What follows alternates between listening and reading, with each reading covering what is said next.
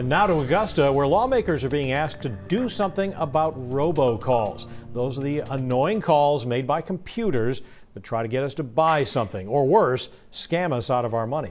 According to the telecommunications service UMail, the number of robocalls to Maine were non-existent, or was non-existent, in January of 2016. But each successive January, those calls have grown exponentially. Just last month, Mainers got 11 million of them. That is nearly 9 robocalls for every Mainer in a single month. Of those calls, just over 50% of them were from scammers. The rest were evenly divided between telemarketers and different kinds of alerts or reminders. So what, if anything, can be done to stop those calls? The Maine legislature is being asked to tackle the problem. News Center's Don Carrigan has that story from the State House. This phone call from our department is to inform you that we just suspend your Social Security number. A robocall allegedly from Social Security. I've gotten 3 of them in the last 24 hours. Apparently a scam. We all get many of these kinds of calls, and they are, at the very least, annoying. I receive probably a half a dozen to a dozen phone calls a day from spammers and telemarketers. Senator Justin Chenette wants the calls to stop.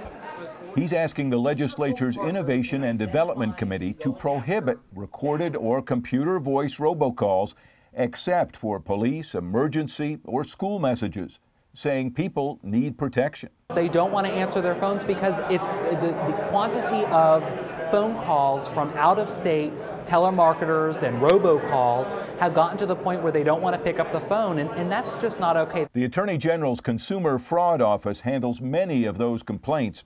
AG Aaron Fry says passing a law might not stop all of them, but would send a message. What this bill would do for Maine is it would provide a tool in the toolbox so that in the event that these callers are originating from Maine, Maine could take action.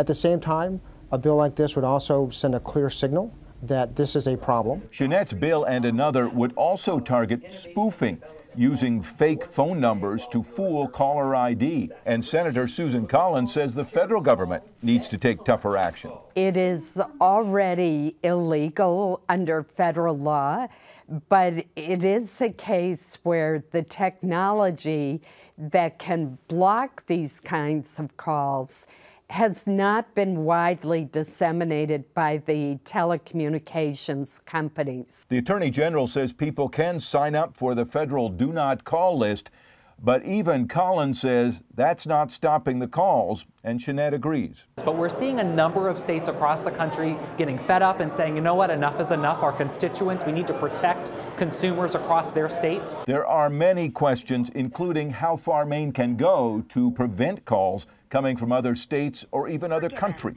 If you want to decline this offer, press while the calls from everywhere keep coming.